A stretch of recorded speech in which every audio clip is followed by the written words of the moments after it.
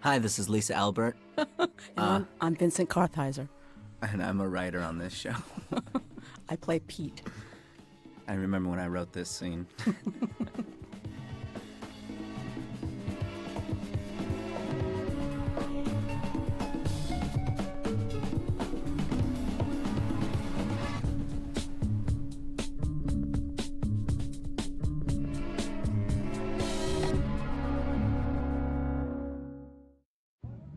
Sounds like the place. I can't believe there were two parties on this block. I thought that was you now. I believe there were two parties on this block. That was me now. Oh, that's so odd. I know. Do you memorize all the lines? Hey, remember this scene? It was like we couldn't get it. We couldn't get it done. It was at the end of the day. Remember, we were like running back and forth. It was the end of the day. I think it was the last thing we shot. They would say cut, and then we'd run to the end of the hall, and they'd keep rolling, and we'd just do it again. Is that what they did? Yeah, you went home already. I did not the go actors, home. You were totally home. I'm never home when you're not home. I don't even have a home. Exactly. Ugh, look at Allison Brie. I wasn't pointing at anything there, just so you know. I think there was a light. That's how good I am. There was probably a camera. That's how good Vincent. I am. That's how good I am. Lisa? You are that good, Vinny. Okay, thank you. When we called to get directions from somewhere else in New Jersey, Paul gave Harry the idea. I took my purse. Watch the lip action on Rich. Smell alcohol. Oh, Vinny, look how young you look without your beard. It's a party. Are you talking about the woman who's always with me?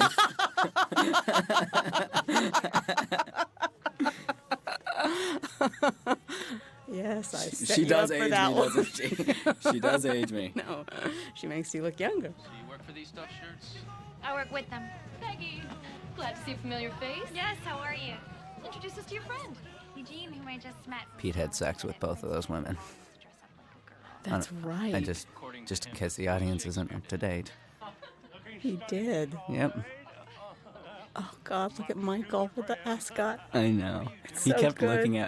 looking at me between takes, and just like kind of asking with his eyes. God, he's funny. The number 33 bus takes you right to the Trust me, Montclair is the need. We have Globetrotter antiques. That's me trying not to crack up, Silent movies. I think that's Elizabeth trying not to crack up. Gallery, George Innes. and the entire camera crew trying not to crack up. Come. Oh, the ascot is just so lovely. Yeah, he wears it well. He does. Yeah, And Allison's dress. That's one of my favorite of Allison's dresses. Isn't she it? was like an Easter egg that day. Oh, she's so pretty. Pete Campbell did very well. What are you trying to say by that? Just exactly what I said. Jeez Louise. You're not allowed to do that. I can't feel my cheeks. I just want to listen to the episode. That's I feel them fine. My mother says when you can't feel your cheeks, it's time to stop. Well, what do I do with this? Oh, that works. Oh my God. Don't you and Kitty have some place to be? Apparently, when they say on call, it does not mean available by phone. You have to be in the hospital. I'm sorry he didn't make it. I'm looking forward to meeting him. I've been having this pain right here. You've met him. How could I forget? No, I took a huge nap in the middle there somewhere. yeah. I worked right in the beginning, and while they're doing all this, I'm in my trailer sleeping. Isn't that nice? Yeah, I had a dream that I was picking dandelions Fine. and making a tea out of them. And then I just stumbled back in, and someone rubbed my back for a few minutes just to get me back into the mood. Why? Because Pete Campbell is so relaxed in social situations? That's Vincent Kartheiser acting relaxed. Not a sofa. Not a sofa. This is one of my favorite moments. Yeah, it's a great The scene. way he says, my baby, Sheila. Baby, Sheila. Sheila White. Joan is our senior secretary. That's one of his most unctuous moments. There in South. She's saving for school. Kinsey! What? Who's the voice? Do you know? God? That's Mr. Hoffenberg. He wants to talk to you. He smells marijuana. I think it's somebody on the crew, but I don't know who. Don't talk until I get back. I'm serious. I don't think we have a food fair in Manhattan. Is it a big market with a parking lot? It is. Well, one day you'll drive in a station wagon and be a customer. Oh, I grew up out here. I've already been a customer. Oh, God. It's fun to meet the boys. With faces, with names. Well, it's good to see you and Paul together. I have to say, when Paul and I were together, the last thing I would have taken him for was open-minded. It's like 25 kinds of nasty in one sentence. Which... Oh, such a great reaction. What's that? Marjorie works at the newsstand. I like. But behind her. None of these pretty girls at this party went on a date with me, That dumb girl almost got just fired. for the record. Honey, you're married. Oh, that's right.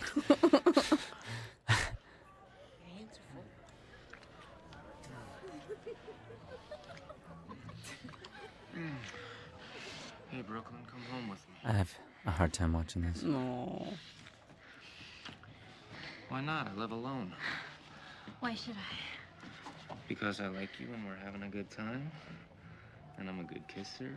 And you know you want to. Elizabeth has very beautiful ears. In this scene, they had a special light that they actually set up just for her ears.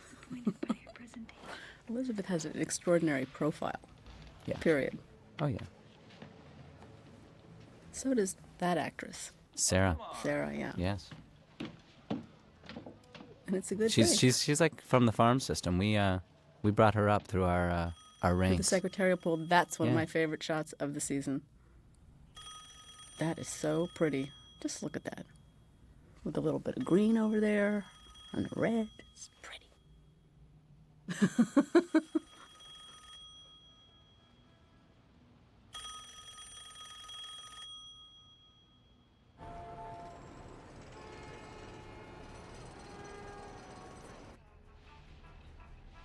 Fifth Avenue's a parking Ooh, lot. John Slater just got a haircut that day. Traffic look bigger. I love this scene. Colonel Glenn. I have to say, research-wise, when we found out about the John Glenn and the plane crash, it was just like, it's such a gold mine. It's so satisfying when you find things like that. I think he's a winner. Square jaw, false modesty. Looks like he just took off his Letterman jacket. You gonna go down there with your autograph book at lunch? John Hamm's little jaw crunch, you know, that he does, is so fantastic. I just fire everyone. Excuse me. I love the expressions on their faces. Yeah. Excuse me. This is a place of business. Colonel Glenn will be on Earth for the rest of his life. Plane went down. American Airlines Flight 1 to Los Angeles. Crashed in Jamaica Bay. There could be 100 people on there. Just fell out of the sky.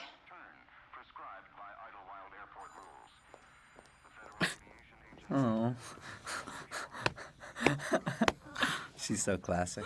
It's just the vacuum is so fantastic. Turn it off. Pull all Mohawk ROP, and anything in production, stop it. But it wasn't a Mohawk plane. We don't want people opening their morning paper. I think and seeing run a of Mohawk press ad next to a picture is of a ROP. floating engine. I could be wrong. The rest of you stop crying and figure out how we're going to hit the ground running in 3 weeks with new work. Excuse me. Well, for one thing, we should probably avoid the term hit the ground. How about Idlewild to Rockaway in less than 8 minutes? I love the way he talks. Answer the phone, sweetheart. I love the way John Slattery looks like he's always almost laughing. It's just like he's got a chuckle in his throat at all times, Yeah. you know? So satisfying to look at. Look at him. Get back to work. Jets are made for dropping bombs on Moscow, not French cuisine. Although, I like those little girls they have. It's a great shot, too. You know, they're completely... He ate so much cottage cheese in this scene. It Yeah. was so grody. Robert Morse can put it down. I got respect for that. Oh, man. It's not that grody. Cottage cheese isn't that bad. Cottage cheese with ketchup on it? Well, come on. And he consumed an enormous amount. I just had an interesting conversation with Shel Keneally. He's inside at American Airlines. Is the plane still crashed? Shel was a client when I was at Y&R in London. We had some times together. It's complete chaos over there. They have any idea what went wrong? None. Normal takeoff, perfect weather. The thing just nosedived, exploded. That's not comforting. Shell says they're gonna need to make a fresh start. Did he say fresh start? A few times. That is an interesting phone call.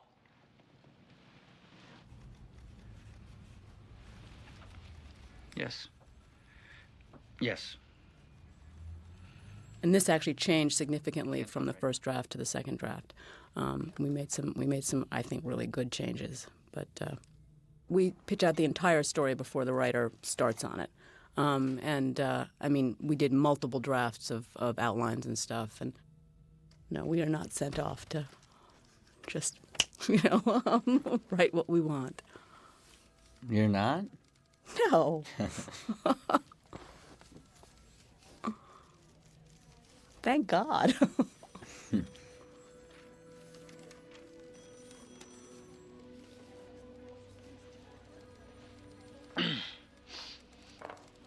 Mr. Campbell, are you all right? Mr. Campbell?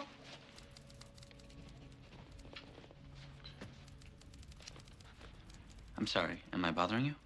What's going on? I just got off the phone with my brother. It's the strangest thing. Apparently, my father was on that plane. What? My father, he was on the plane. John Hamm was a big help to me in this scene, as was God, I'm sorry. as were you Headset. and Matthew Weiner. Yeah, this is. And it was a long time ago that we shot I don't know this. what to do. I just saw him. At the barber. Paul Mole on Lex. I mean, ultimately, this is the conclusion of this scene is basically the closest that Pete's ever felt to Don Draper, and Don Draper does take on a bit of a fatherly figure toward the end, and reach out as much as he has to, and kind of just barely as much as he has to settle Pete down. I think it's a good example of Don Draper, even though he has disdain for somebody, putting the company first and putting. Well, here he's actually putting life first. Right, but I mean, but in that sense, it is the company. You know, it is. Boy, I don't know. I disagree. I think he's being a human being here. Right. But I mean, it's funny because one of the things when I watched I watched this episode last night, and one of the things we talked about in the writers' room was the word "should," and that's what this episode's about. It's how you should behave, how you should feel, and that's what you're talking about in the scene. Sure. How you're supposed to feel when something traumatic happens that's instant like that, and obviously there's no rule book for it, and it's. I mean, that's what I like about the way you're playing the scene is it's just so, you seem in shock, and you are. We had to do so many takes. Well, it's not of the scene, just of me, really. No, but it's such a hard thing to modulate correctly. But yeah, that is what we kind of kept saying is it was about what should we do, how are we supposed to react Right. when these sort of things blindside us, Right. And I think Don Draper's character is the leader in these sorts of situations and takes on that paternal role of I will tell you what to do right. now. I mean, yeah, you're about. You know, I gotta find the blue suit. They don't make suits that blue anymore. Yeah, right here you get I get a something little you've pat been- on the back. that you've been wanting from him for a long time. Yeah, that is the most erotic Don Draper ever gets with Pete Campbell. I've heard. That was a French kiss. That is the French kiss of Don Draper. So I've heard. Yeah. And Lois. I love me some Lois. I spoke with Hank Lamont over at Mohawk. How are they doing over there? He says they can weather. You see that reverse shot? It was the reverse of Mad Men over Moses there. It was the reverse shot of John Hamm's Mad Men pose. Oh, it was? Yeah. I guess you could see that as subtly, showing an antagonistic point of view. Yeah. What's going on over there? Michelle says it's bedlam. Anyway, he was quite clear about the fact that they're going to want to make changes if they want the dust to settle fast. What does that mean? It means they'll be looking for a new image and thus a new agency. What's it been, 3 hours since the plane went down? You'll have to forgive me for not looking at a bunch of bodies in Jamaica Bay and seeing the opportunity. Adding a few hours or a day or week doesn't make this any more of an opportunity. We already have an airline. We don't have American. Well, that's right. We have the one whose planes didn't just fall out of the sky. That's good. I'm sorry. Is there an issue? $1 million? $7 million? Am I missing something? Did you sign American during this phone call? No, but Shell made it very clear that if we could get rid of our conflict... Mark Moses is really great in this episode, too. Oh, a foothold. Well, I'd do anything for a foothold. This is how it works. We got a regional airline, so we'd have a shot at a big one. I know how you had it in your head. The president of American Airlines sees a Mohawk ad, falls in love, and says, "Get me that guy." Well, I'm sorry it didn't play out that way. Easy.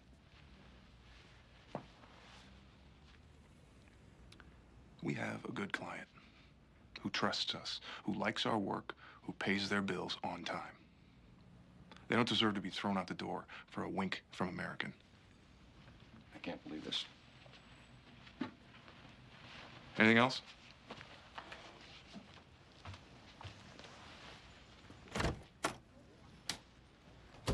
I mean, I think this is some of the smarmiest business behavior we saw ever on our show. I mean, to capitalize on it's just so gross. And it's so dramatic. Yeah, and it is the beginning of the Duck Don Draper animosity. It's just a difference in how they approach the business. One is completely mercenary and horrible, and one is decent. more decent. Yes, more decent. Yeah, this is the humanization of Don Draper episode. So. He always seems human to me. Yeah. What's the difference? I mean, Duck is so, God. Well, I mean, there's the scene coming up with you and Duck is the one where it just... What is that? Horrible. I think it's some of the most horrible behavior. What? That? The one where he asks you, says he wants to be on board, you to be on board with going to meet Shell. Take it. I want you to have it. Oh, God, Vincent, you'll see. He was such a fine man. So well-mannered, civic. My father admired him. What a nice thing to say. But the pink elephant it really doesn't represent anything. It's just that random thing of when someone is trying to focus and then they lose focus. It's really, there's no grand symbolic anything to it. The real pink elephant in the room is overpopulation. When it comes down to it, it really comes down to overpopulation, all of our environmental problems and all of our economic problems and everything. Right, that's what I meant. That's the pink elephant in the room. The pink elephant is over-fucking population. Stop breeding, people. There's a lot of us. Speaking of which, two is enough for God. You know what I mean? The guy, your brother, is so good. You guys look so related. It's so scary. As one would hope. A lot of loans were taken out by the president and recipients. This actually is. This is somewhat personal, this story. This is kind of what happened when my mother passed away. Is that right? Yes. We found out there was a mountain of debt. Wow. Yeah. So was this kind of written from your personal history, or did it just happen to be coincidental that? No. I mean, when we were talking about what was going to happen to the Campbell family, it was something I mentioned because it was my personal experience, and we thought it would be good for the Campbells. But salt and pepper. But also sudden death and whoopsie, her finances were completely chaotic. So. As is many times the case. Really? Huh. What am I, a statistician? Of course. I have no idea. I'm just saying many times the case with people like you, Lisa. With people like me. Okay. We haven't done it since before Christmas. And they keep inviting us and we never go. Can I play? I love that little eyebrow move. It's like, well, I don't give a shit. Exactly. Pull it back or they'll see the marks on her face and know you were sleeping. They're such a couple to me sometimes. Oh, yeah. Even when you go onto the set. It's just the thought that it's somehow shameful that you took a nap, and you have to not let your company know that you did. Fantastic fat suit on him. Thank you. Go take Mommy and Francine's orders. Yeah, not real weight. We fattened him up because he's not cheating on his wife anymore. That's what happens, It is what happens. They go to pot. They're not cheating. I got married just so I could cheat on my wife and lose stay weight. fit. Exactly. It's ridiculous. You don't know. It cost me a lot of money, okay? Mr. Sisby, conniving little ladies. Exactly. I'm fucking around. Can you... I want a fat suit like that. Can we pretend next year when I gain a lot of weight that you guys just put a fat suit on me? Can we have a bunch like press releases when like, we're Vincent, where's the fat suit? When we're doing commentary for season 3, it'll all be like, wow, that is just so real looking. I can see the headline, Vincent, where's a fat suit? And then below it, another little article describing who I am. Vincent. Cooling in the windowsill. I'm not even supposed to. This is more shoulds. You should not lust after 15-year-old girls, just for the record. I don't. Men like Carlton, I mean. Okay, you don't smash that girl doesn't even look 15. No, that's not. She's not 15. No. I was going to say, she's totally over 18. I love how sort of beginning drunk Don looks in this scene, too. Oh, I love this scene.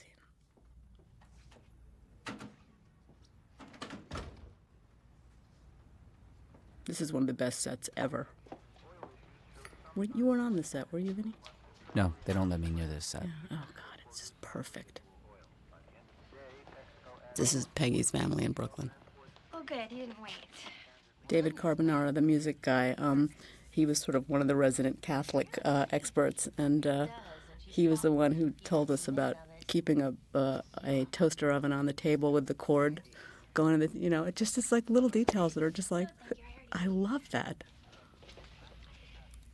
Apparently these people are obsessed with toast. They have it at every meal. She saw the whole thing. Can you imagine? WRR said there were sharks eating the victims. Well, that's worth reporting. I love that. These actresses are so amazing. You say you come to dinner and you already ate? I came because I wanted to see you. We never see you. I'm here, right now. Such a pretty face. Gladys Ryan was asking for you at church. The sister's, the one who is leading the life that she should be leading, and she's not getting any strokes for it, Clear still. He's beyond that. Oh, it's a shame. He's a handsome boy. Lots of people was asking me about you. It doesn't mean the same thing to me that it means to you. I think your father would like it if you lit a candle for him. Guilty. You should go to church. You should go to church. You should believe in God, which I think she probably still does. And you should lead the life that we expect you to lead, which, this character is so interesting.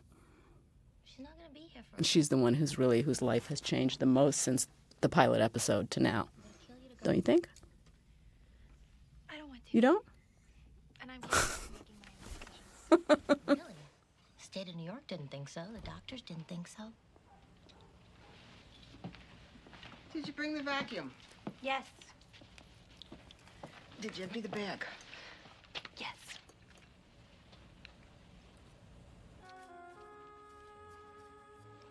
How do you let her get away with making a bid of 150? She usually overbids. How was I supposed to know? I do not overbid. I'm cautious. Well, I hear it's gonna be a row of apartments all up Cedar Lane. No more cedars. No parking around the school. I could have had that property for a song and a half tops. We talk about time travel in the room a lot, and that's, so many of us sat around and listened to our parents have these entirely uninteresting conversations. They were grown up, and there was drinking and smoking, and I don't think kids do this anymore. listen to their parents. I don't think so. I think you're probably right. I don't think as much. They're all online and playing video games. They have little adult lives of their own. They're texting. Sorry. I love the train. You do too. Bobby, go back to bed. I'm scared I heard something. Everything's great. It's one of my favorite moments. Everything's great.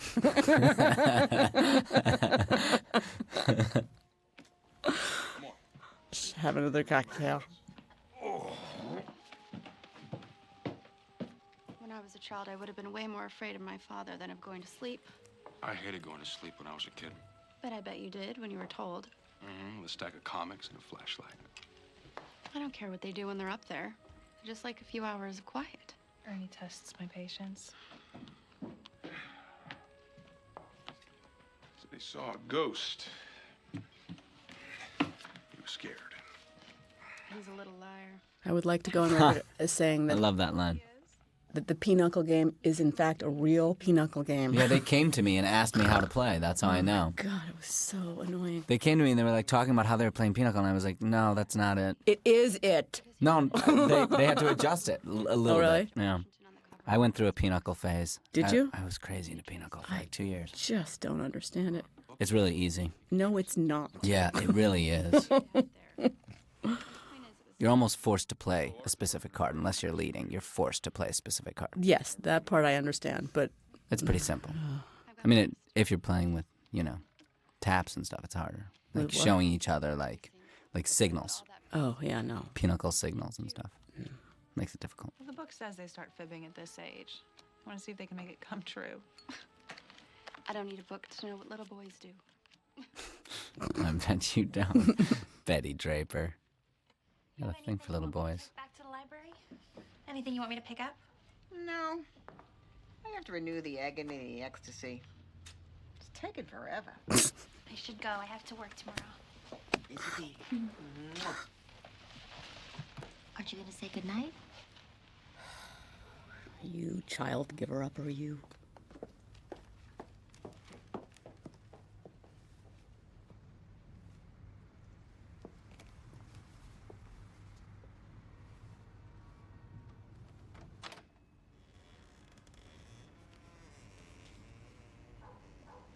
I want a mommy. Peggy. He has a mommy, Vinny. No. Yeah, I guess.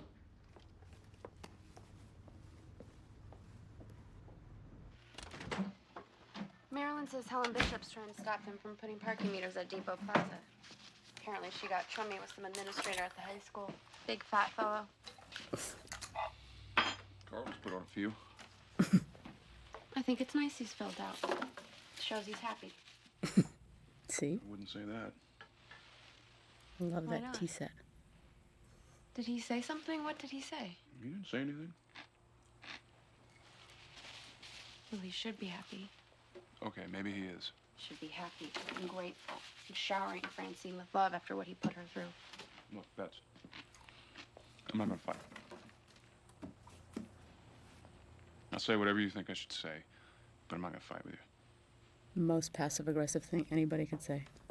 Mm-hmm.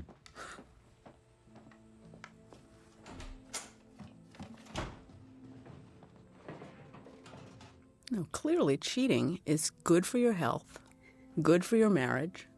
It's really the way to go. I don't know why there's a problem with that.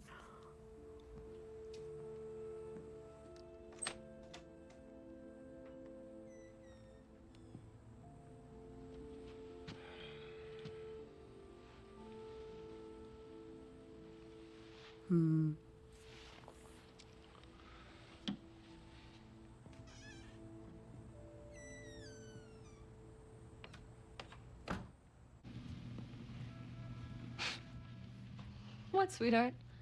Hmm? You laughed. What's funny? Oh, I was just thinking that the last conversation I had with him, we were arguing about whether Barney Kellogg bred Boston Terriers or French Bulldogs.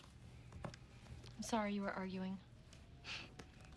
Those ugly little pushed-in faces, the labored breathing. He said they were French Bulldogs. I said they were Boston Terriers. He was angry about it. Oh, Peter, neither of you knew it was the last time. Fighting about facts, my mother calls it. We do it all the time. Argue over something that's actually one thing or another. What do Barney's dogs look like? Just beige. Kind of like pugs, but with big ears. Those are French bulldogs. Really?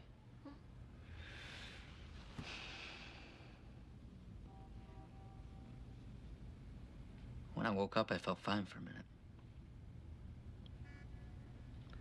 Then I remembered. You should be thinking about the good times. Right.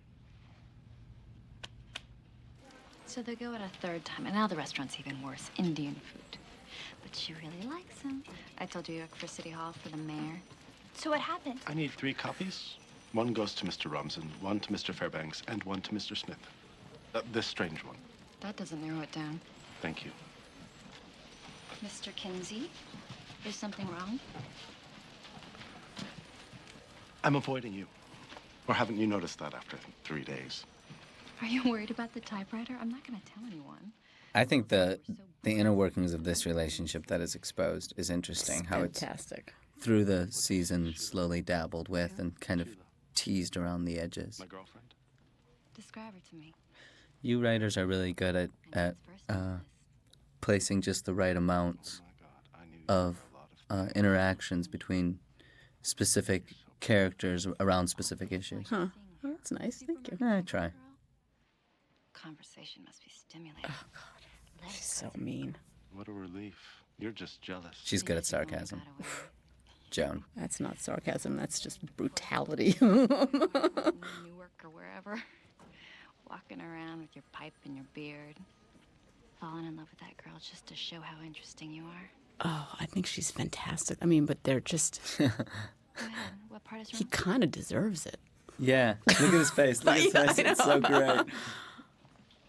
Yeah, and she's showing a little bit of her insecurity. Yeah, exactly. No, I love the two of them together. Mm-hmm. It's a great thing. I was trying to get a little piece of tape off the table there. There's this little piece of tape that's always stuck there. I was trying to get it off, but whatever. I guess I'll have to wait for another day. What do you want, Mark? Sit down. Yeah, I know. It's not even sunlight coming in through those windows. Just so you guys know, we're on a stage. It's just a light. But it's amazing how they can make that light look like the moon. And then other times it's like you could swear it was 5:30 a.m. You refuse to watch how good you are in this scene. I don't know what you you're are. talking You are about. talking about I don't want to anything. talk. Let's talk about the scene. Tell me what's going on in this scene, Lisa. What's going on in the scene is that Mark is that Duck is about to pull one of the most just indefensibly immoral moves I've ever seen on He's you. a desperate man, isn't he? Well, he's not a desperate man. He's actually a privileged,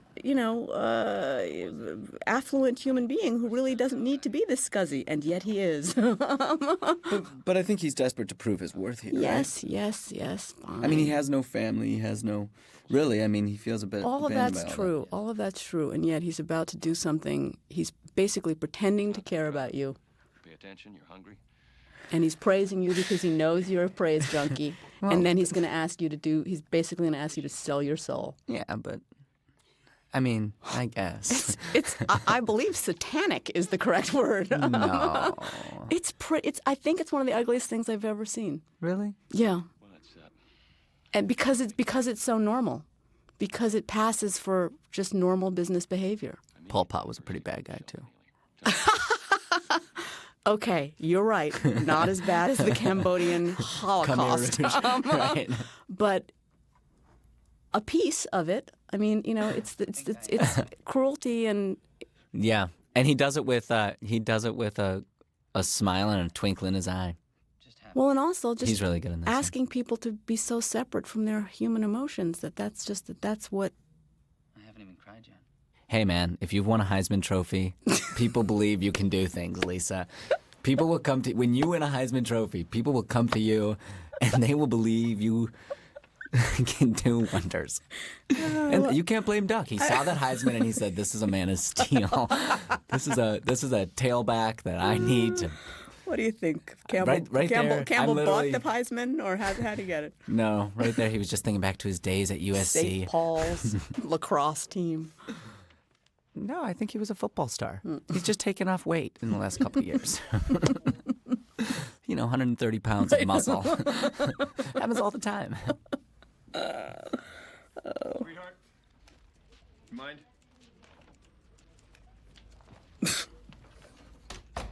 I need you to set a meeting. Quiet place, the public. Have a heart-to-heart with Henry Lamont. Why would I do that? Because we're cutting him loose. Duck's having a meeting with Shel Keneally from American Airlines tonight. He's letting them know that Mohawk is over. And that gets us a pitch? It sends a signal that we're serious. And that we're willing to do whatever it takes. He has nothing. And this is more of it. It's desperate. Come on, you should be salivating to rip these guys away from DDB. And even if we don't win this account, we're going to be on a list in the New York Times of big boys pitching for this business. We have an airline. What kind of company are we going to be? The kind where everyone has a summer house? He's great. I can't believe I look like an idiot for wanting to be loyal to these people. Oh, take off your dress. You get a chance at American Airlines, you take it. Yeah, Roger basically accuses Don of girlishness several times in this episode. But Don just knows he's right, you know? Well, he's right morally. He's not right corporately. That's the yicky. Hildy, can you get my wife on the phone? Well, I think morals do have a place in business, and if they did have more of a place in business, we wouldn't be where we are right now in the world.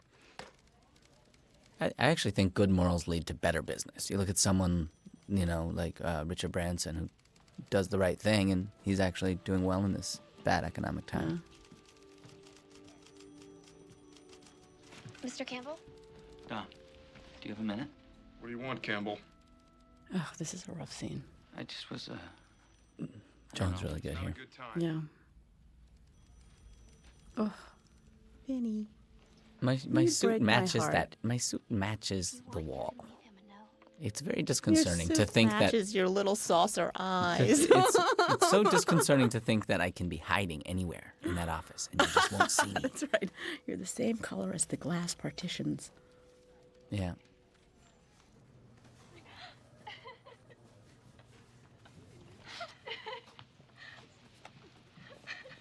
Oh, this is mean. Good night, Joan.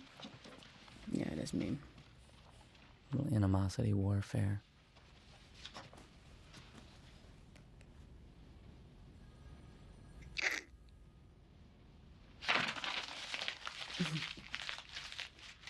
Did you see who did this? No. Oh. I never would have guessed you were in your 30s. They should not bring their personal problems into the office. I agree. Is it so hard to just leave everything at the door and just do your job? I look forward to it. They can't stand it. They'll drag you into the garbage out there. They just want you to be as miserable as they are. I say let them have it. Wow, she's good. She is good. Yeah, they're both so marvelous, and the fact when that- they're together, it's undeniable. The fact that Christina has a dimple in her chin is really just so gilding the lily on her. I'm just like, wow, that too. Yeah, And you got the dimple in your chin. yeah. How are you, Don? What a great set. Henry? Mm. It's hard to believe it's where we eat lunch. It is really hard to believe it's where we eat lunch. It doesn't look like that when we eat lunch there. I want to be very clear about what Lisa's saying. We do not go to a fancy restaurant for lunch. We like It's every a big crew and blank cast. room. Yes, Which really is the most important question, where we eat lunch every day. it really kind of is. It really is sort of All the big business is issue. the same. Yeah. Yeah, where are you We eating? also do have the best caterers ever. Yeah. I love our I caterers. don't know. It's weird. You're always in the truck. I am always in the catering truck. I'm very close to those guys. What is going on? And they make Turkish coffee for us at the end of every meeting. They So do. nice. Didn't need a big airline. You were going to make us a big airline.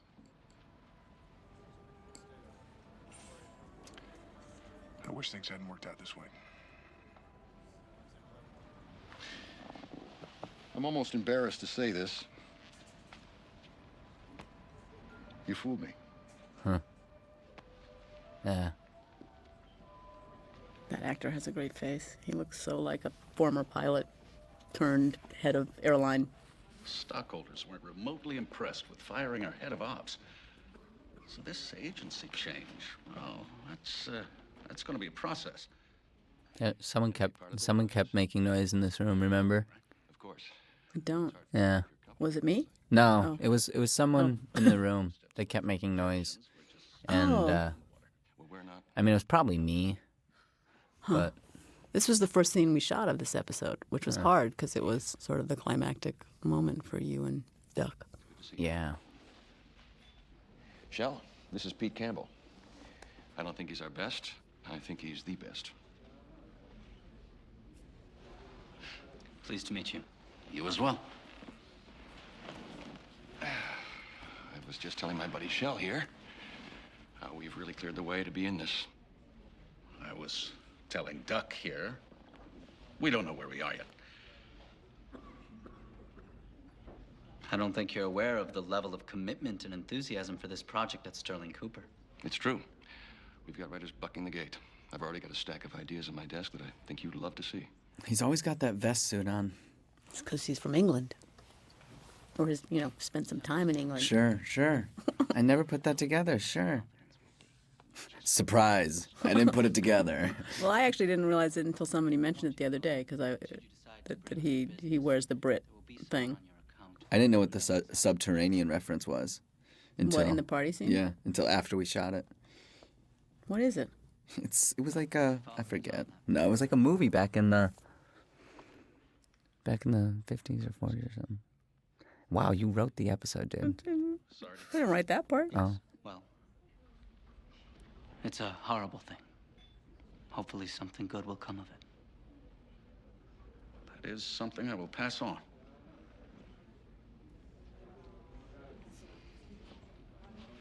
Should we grab a bite? I put our name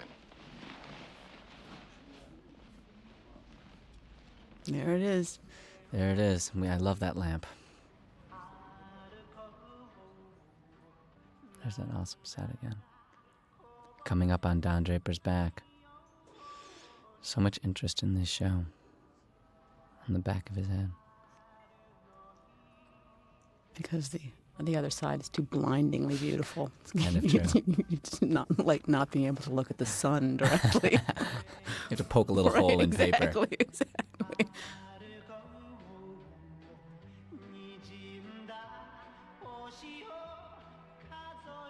I'm not your waitress. Are you all set? Not your waitress, but I'd like to do something for you. Excuse me? You've been sitting alone a long time. Where'd you get the tray? Where did she get the tray? If she's not the waitress. She's someone else's waitress. Oh. She's just not Don's waitress. I get confused. When I go into a restaurant, I think everyone is my waitress.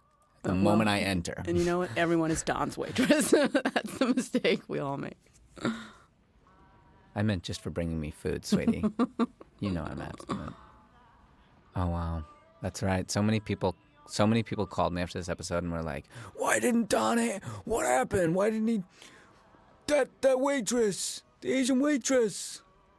Because he's being a good boy. I know. For the time being. I know, but there's got to be some. You got to make some exceptions to the rule.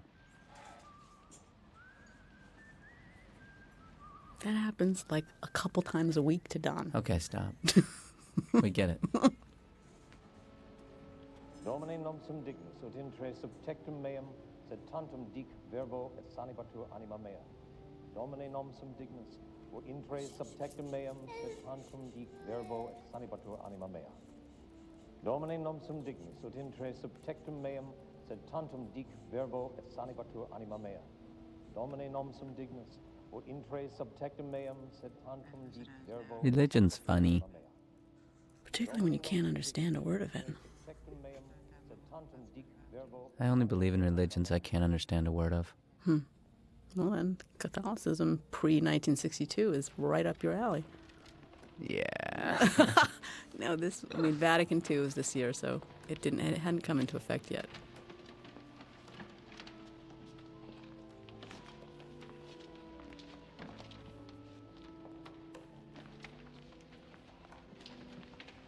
Can you imagine going to church for the first time and actually being able to understand what you were hearing?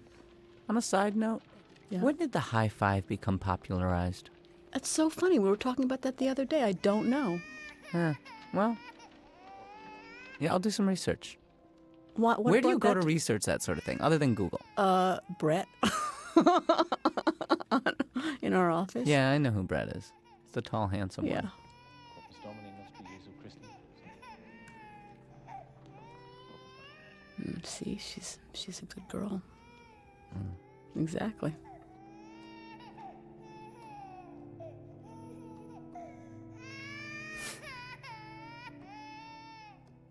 Oh, look at that baby. I know. Look at His Peggy. beautiful eyes. Huge ears, though. Yeah, Christopher Right. Allport. He played my dad in the first season. Wonderful actor, and passed away tragically in a avalanche. And that's why he wasn't in this season. Yeah. No, we sort of had that reality we had to deal with, and so we ended up figuring out how to. Mm-hmm. Speaking of exploiting a tragic. Yeah, he was a great actor and a really cool guy, and he was a good. It was that character of your father was a great character. Yeah, he is missed. Yeah. I don't know any of these people. I just consider them all my waitress. I just walk on set and I don't know why they don't carry trays.